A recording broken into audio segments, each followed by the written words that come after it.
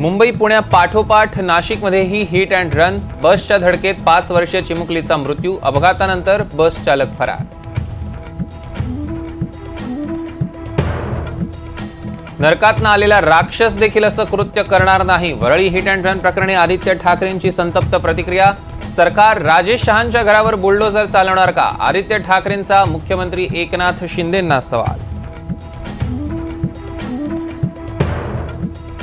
मुख्यमंत्री एकनाथ शिंदेंकडून कोस्टल रोडची पाहणी। सेलिंगला जोडणारा रस्ता 2 आठवड्यात वाहतुकीसाठी होणार खुला। मुख्यमंत्र्यांचं मुंबईकरांना आश्वासन।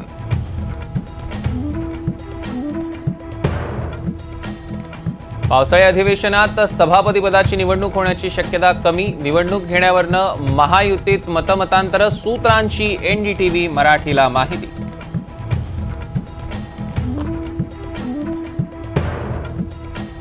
कोणाच्या तरी आदेशानंतर विरोधकांचा बैठकीवर बहिष्कार। मंत्री शंभूराज देसाईंचा आरोप। आरक्षणासंदर्भात विशेष अधिवेशन बोलवा। आशिष शेलारांची मागणी।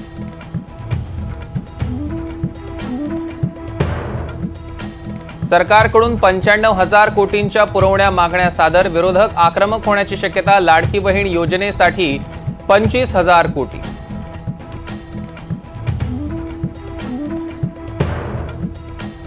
लातूरमध्ये सुरू असलेल्या धनगर आंदोलनाला मनोज जरांगेंची भेट। आम्ही तुमच्या सोबत आहोत, जरांगेंचं उपोषणकर्त्यांना आश्वासन।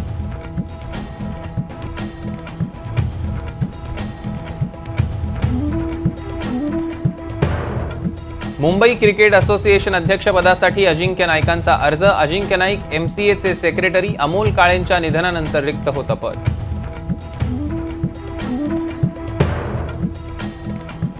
जुहूतल्या तपस बारच्या अनधिकृत बांधकामावर महापालिकेचा हातोडा। वरळी अपघातातल्या आरोपीचं याच बारमध्ये मद्यप्राशन। बारवर उत्पादन शुल्क विभागाची कारवाई।